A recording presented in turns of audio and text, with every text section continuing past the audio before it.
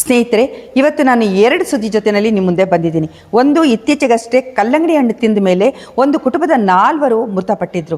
ಈ ಸುದ್ದಿ ಇಡೀ ಭಾರತವೇ ಬೆಚ್ಚಿ ಬೀಳೋಂಗೆ ಮಾಡಿತ್ತು. ಏನಂದರೆ ಕಲ್ಲಂಗಡಿ ಹಣ್ಣು ನೋಡಿದ್ರೆ ಎಲ್ಲರೂ ಬೆಚ್ಚಿ ಹೆದರೋ ಹಾಗಾಗಿತ್ತು.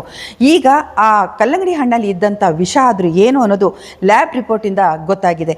ಅದೇನು ಅಂತ ಹೇಳ್ತೀನಿ ಇವತ್ತಿನ ವಿಡಿಯೋದಲ್ಲಿ. ಹಾಗೆ ಇನ್ನೊಂದು ಹೊಸ ಸುದ್ದಿ ಬಂದಿದೆ. ಅದೇನಂತಂದರೆ, ಬಿಹಾರದ ಸರ್ಕಾರಿ ಶಾಲೆಯಲ್ಲಿ ಮಧ್ಯಾಹ್ನದ ಊಟ ಮಾಡಿದಂಥ ಮಕ್ಕಳು ಆಸ್ಪತ್ರೆಗೆ ದಾಖಲಾಗಿದ್ದಾರೆ. ಸುಮಾರು 250 ಮಕ್ಕಳು ಆಸ್ಪತ್ರೆಯಲ್ಲಿ ಅಸ್ವಸ್ಥರಾಗಿ ದಾಖಲಾಗಿದ್ದಾರೆ. ಆ ಊಟದಲ್ಲಿ ಇದ್ದಿದ್ದಾದರೂ ಏನು ಕೇಳಿದರೆ ನೀವು ಬೆಚ್ಚಿ ಬೀಳ್ತೀರಾ. ವಿಡಿಯೋನ ಕೊನೆ ತನಕ ನೋಡಿ. ನೀವು ನೋಡ್ತಿದ್ದೀರಾ ವಾಯ್ಸ್ ಆಫ್ ಪದ್ಮ.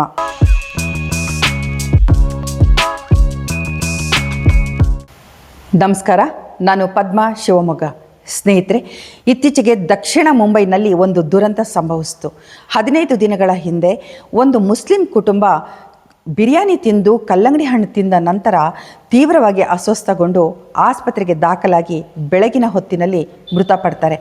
ಗಂಡ, ಹೆಂಡತಿ ಮತ್ತು 2 ಹೆಣ್ಣುಮಕ್ಕಳು. ಅಂದು ನಡೆದಿದ್ದಾದರೂ ಏನು ಅಂದರೆ, ಅವತ್ತು ರಾತ್ರಿ ಸಂಬಂಧಿಕರನ್ನು ಮನೆಗೆ ಊಟಕ್ಕೆ ಕರೆದಿರ್ತಾರೆ. ಎಲ್ಲರಿಗೂ ಬಿರಿಯಾನಿ ಮಾಡಿ ಬಡಿಸಿರ್ತಾರೆ. ಸಂತೋಷದಿಂದ ನಗ್ತಾ ನಗ್ತಾ ಎಲ್ಲರ ಜೊತೆ ಬಿರಿಯಾನಿ ತಿಂದಿರ್ತಾರೆ.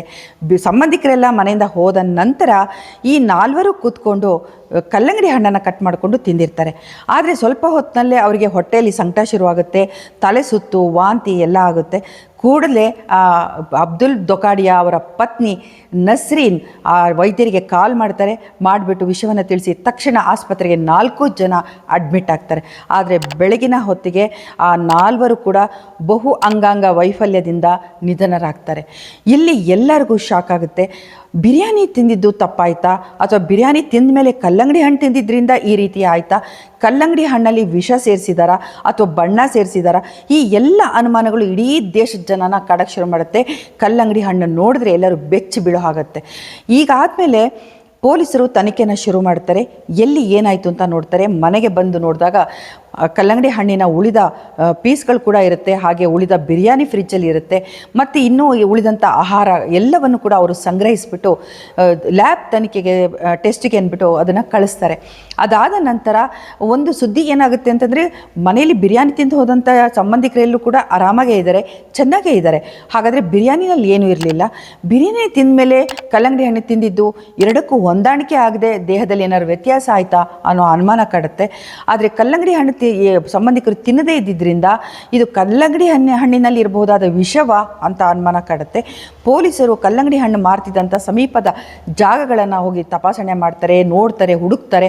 ಆದರೆ ಅಲ್ಲಿ ಈಗಾಗಲೇ ಸುದ್ದಿ ಹರಡಿದ ತಕ್ಷಣವೇ ಎಲ್ಲರೂ ಗಾಯವಾಗಿರ್ತಾರೆ. ಯಾವ ಕಲ್ಲಂಗಡಿ ಹಣ್ಣಿನ ಗಾಡಿ ಕೂಡ ಅಲ್ಲಿ ಕಾಣಿಸೋದಿಲ್ಲ. ಯಾರು ಮಾರ್ತಿದ್ರು ಅನ್ನೋದು ಕೂಡ ಪತ್ತೆ ಆಗಲ್ಲ. ಇದಾದ ಮೇಲೆ ಇತ್ತೀಚೆಗೆ ಲ್ಯಾಬ್ ರಿಪೋರ್ಟ್ ನಿನ್ನೆ ಬಂದಿದೆ. ಆ ಲ್ಯಾಬ್ ರಿಪೋರ್ಟ್ ಏನು ಹೇಳ್ತಾ ಇದೆ ಅಂತಂದರೆ, ಆ ಕಲ್ಲಂಗಡಿ ಹಣ್ಣಿನ ಪೀಸ್ನಲ್ಲಿ ವಿಷ ಇದ್ದಿದ್ದು ನಿಜ. ಹಾಗೆ ಅವರ ದೇಹದ ಅಂಗಾಂಗಗಳು, ಕಿಡ್ನಿ, ಲಿವರ್ ಮತ್ತು ಕರುಳು, ಇಲ್ಲೆಲ್ಲ ಕೂಡ ಒಂದು ವಿಷ ಇತ್ತು. ಆ ವಿಷ ಯಾವುದು ಈಗ ಲ್ಯಾಬ್ ರಿಪೋರ್ಟಿಂದ ಪತ್ತೆ ಆಗಿದೆ. ಅದು ಜಿಂಕ್ ಫಾಸ್ಫೈಡ್. ಜಿಂಕ್ ಫಾಸ್ಫೈಡ್ ಅನ್ನೋದು ಇಲಿ ಪಾಷಾಣವನ್ನು ತಯಾರಿಸೋದಕ್ಕೆ ಬಳಸುವ ಒಂದು ರಾಸಾಯನಿಕ. ಈ ರಾಸಾಯನಿಕ ಬಹಳ ವಿಷಕಾರಿ. ಇದು ನೀರು ಮತ್ತು ಆಸಿಡ್ ಜೊತೆ ಸೇರಿದಾಗ ತುಂಬ ವಿಷಕಾರಿಯಾಗಿ, ಅಪಾಯಕಾರಿಯಾಗಿ ಪರಿವರ್ತನೆ ಆಗುತ್ತೆ.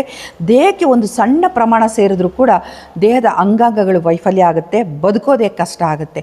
ಇದು ಅವರ ದೇಹದೊಳಗಡೆ ಸೇರಿದ್ದಾದರೂ ಹೇಗೆ, ಅಥವಾ ಕಲ್ಲಂಗಡಿ ಹಣ್ಣಿಗೆ ಯಾರಾದರೂ ಸೇರಿಸಿದ್ರಾ, ಅವರು ಸತ್ತಿದ್ದು ಕೊಲೆಯಿಂದನ ಅಥವಾ ಆತ್ಮಹತ್ಯೆನ, ಅಥವಾ ಅವ್ರಿಗೆ ಗೊತ್ತಿಲ್ಲದೆ ಆ ಕಲ್ಲಂಗಡಿ ಹಣ್ಣನ್ನು, ಆ ವಿಷವನ್ನು ಅವ್ರ ದೇಹದೊಳಗಡೆ ಹೋಯ್ತಾ, ಈ ಎಲ್ಲ ಅನುಮಾನಗಳು ಕಾಡಕ್ಕೆ ಶುರುವಾಗುತ್ತೆ. ಮತ್ತು ಈ ಪ್ರಶ್ನೆಗಳಿಗೆ ಉತ್ತರವನ್ನು ಹುಡುಕೋದಕ್ಕೆ ಪೊಲೀಸರು ಪ್ರಯತ್ನವನ್ನು ಪಡ್ತಾರೆ. ಪೊಲೀಸರು ಮನೆಯನ್ನು ತಪಾಸಣೆ ಮಾಡಿದಾಗ ಅಲ್ಲಿ ಒಂದು ಇಲಿ ಪಾಷಾಣದ ಬಾಟಲ್ ಸಿಗುತ್ತೆ. ಹಾಗಾದರೆ ಇವರೇ ಆತ್ಮಹತ್ಯೆ ಮಾಡಿಕೊಂಡ್ರ, ಈ ಪಾಷಾಣವನ್ನು ಕಲ್ಲಂಗಡಿ ಹಣ್ಣಿನ ಜೊತೆ ಸೇವಿಸಿದ್ರ, ಹೇಗೆ ಅನ್ನೋ ಅನುಮಾನ ಎಲ್ರಿಗೂ ಕಾಡುತ್ತೆ. ಆದರೆ ನಂತರ ಪರೀಕ್ಷೆ ಮಾಡಿದಾಗ ಈ ಜಿಂಕ್ ಫಾಸ್ಫೇಟ್ ಅಂತ ಏನು ಹೇಳಿದೆ, ಅದು ಈ ಇಲಿ ಪಾಷಾಣದ ಬಾಟಲ್ನಲ್ಲಿ ಆ ರಾಸಾಯನಿಕ ಇರೋದಿಲ್ಲ. ಅಂದರೆ ಆ ರಾಸಾಯನಿಕದಿಂದ ಮಾಡಿದ ಇಲಿ ಪಾಷಾಣ ಅದಲ್ಲ. ಹಾಗಾಗಿ ಇಲ್ಲಿ ಮತ್ತಷ್ಟು ಈ ಸಮಸ್ಯೆ ಕಗ್ಗಂಟಾಗ್ತಾ ಹೋಗುತ್ತೆ. ಈಗ ಅದನ್ನು ಕೂಡ ತನಿಖೆ ಮಾಡ್ತಿದ್ದಾರೆ. ಹಾಗಾದರೆ ಈ ಜಿಂಕ್ ಫಾಸ್ಫೇಟನ್ನು ಯಾರು ಮಾರಾಟ ಮಾಡಿದ್ರು ಮತ್ತು ಇವರು ಎಲ್ಲಿಂದ ತಂದರು, ಅಥವಾ ಇವರೇ ತಂದಿದ್ದ, ಅಥವಾ ಬೇರೆ ಯಾರಾದರೂ ಇಲ್ಲಿ ತೊಗೊಂಡು ಬಂದು ಅಥವಾ ಇದರಲ್ಲಿ ಹಣ್ಣಿನಲ್ಲಿ ಬೆರೆಸಿ ಇವರಿಗೆ ಕೊಟ್ಟಿದ್ರ, ಇದೆಲ್ಲವೂ ಕೂಡ ಈಗ ತನಿಖೆ ನಡೀತಾ ಇದೆ. ಇದಕ್ಕಾಗಿ CCTV ಫುಟೇಜನ್ನು ಕೂಡ ಸಂಗ್ರಹಿಸ್ತಿದ್ದಾರೆ ಪೊಲೀಸರು. ಆದರೆ ಇಲ್ಲಿ ಒಂದು ಪ್ರಶ್ನೆ ನಮಗೆ ಎದುರಾಗುತ್ತೆ. ಅವರು ಆತ್ಮಹತ್ಯೆ ಮಾಡಿಕೊಂಡಿದ್ದೇ ಆದರೆ ಅದನ್ನು ಅವರು ಒಂದು ಪತ್ರದಲ್ಲಿ ಬರೆದಿಡ್ಬೋದಿತ್ತು, ಬರೆದಿಡೋ ಸಾಧ್ಯತೆ ಹೆಚ್ಚಾಗಿತ್ತು. ಅದಾದರೆ ಅವರು ವೈದ್ಯರಿಗೆ ತಾವೇ ಸ್ವತಃ ಕಾಲ್ ಮಾಡ್ತಾರೆ. ಆಮೇಲೆ ಡಾಕ್ಟ್ರು ಪರಿಶೀಲನೆ ನಡೆಸ್ತಿದ್ದಾಗ ಅವರಿಗೆ ಪ್ರಜ್ಞೆ ಇರುತ್ತೆ. ಆಗ ಕೂಡ ಅವರು ಹೇಳಲ್ಲ ಅಂತಂದರೆ ಬಹುಶಃ ಇದು ಬೇರೆ ಯಾರಾದರೂ ಮಾಡಿರ್ಬೋದಾ, ಇವರನ್ನು ಕೊಲೆ ಮಾಡೋದು ಅವರ ಉದ್ದೇಶ ಆಗಿತ್ತಾ ಅನ್ನೋ ಅನುಮಾನ ಕೂಡ ಪೊಲೀಸರನ್ನು ಕಾಡ್ತಾ ಇದೆ.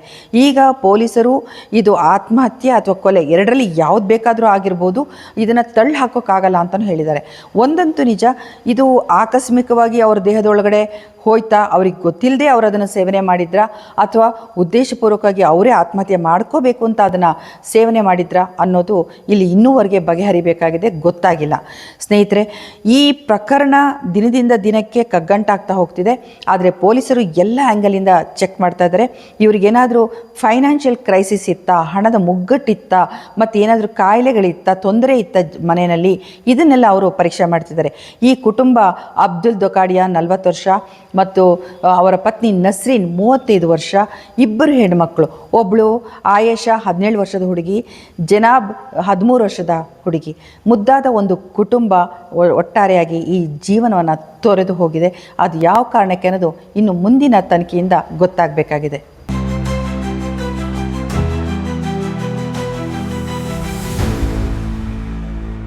ಸ್ನೇಹಿತರೆ, ಇನ್ನೊಂದು ದುರಂತ ಸಂಭವಿಸಿದೆ. ಅದೇನೆಂದರೆ, ಬಿಹಾರದಲ್ಲಿರುವ ಸಹರ್ಸ್ ಜಿಲ್ಲೆಯ ಒಂದು ಸರ್ಕಾರಿ ಶಾಲೆಯಲ್ಲಿ ಮಿಡ್ಲ್ ಕ್ಲಾಸ್ನಲ್ಲಿ ಓದ್ತಿದ್ದಂಥ ಮಕ್ಕಳು ಮಧ್ಯಾಹ್ನದ ಊಟ, ಬಿಸಿ ಊಟ ಅಂತ ಏನು ಕೊಡ್ತಾರೆ ಶಾಲೆಯಲ್ಲಿ, ಆ ಊಟವನ್ನು ಮಾಡಿದ ನಂತರ ತಲೆ ಸುತ್ತು, ವಾಂತಿ, ಸಂಕಟ ಶುರುವಾಗಿದೆ. ಹಾಗೆ ಕೆಲವರು ಪ್ರಜ್ಞೆ ತಪ್ಪಿದ್ದಾರೆ. ಕೊನೆಗೆ ಏನಾಯಿತು ಅಂತ ನೋಡೋ ಅಷ್ಟರೊಳಗೆ ಒಂದು ಮಗುವಿನ ತಟ್ಟೆನಲ್ಲಿ ಬಿಸಿ ಊಟದಲ್ಲಿ ಒಂದು ಹಾವಿನ ಮರಿ ಕಾಣಿಸ್ಕೊಂಡಿದೆ. ಎಲ್ಲರೂ ಬೆಚ್ಚಿ ಬಿದ್ದಿದ್ದಾರೆ. ಕೂಡಲೇ ಎಲ್ಲ ಮಕ್ಕಳನ್ನು ಆಸ್ಪತ್ರೆಗೆ ದಾಖಲಿಸಿದ್ದಾರೆ. ಆ ಹಾವಿನ ಮರಿ ಅಡುಗೆನಲ್ಲಿ ಬಂದಿದ್ದಾದರೂ ಹೇಗೆ ಅಂದರೆ, ಸುಮಾರು 7 ಇಂಚಷ್ಟು ಉದ್ದದ ಹಾವಿನ ಮರಿ ಅಂತ ಹೇಳಲಾಗ್ತಿದೆ. ವಿಷಪೂರಿತ ಹಾವಿನ ಮರಿ ಇಡೀ ಆಹಾರದಲ್ಲಿ ಬೆರೆತು ಎಲ್ಲ ಮಕ್ಕಳು ಅದನ್ನು ಊಟ ಮಾಡಿದ್ರಿಂದ ತೀವ್ರವಾಗಿ ಅಸ್ವಸ್ಥರಾಗಿದ್ದಾರೆ.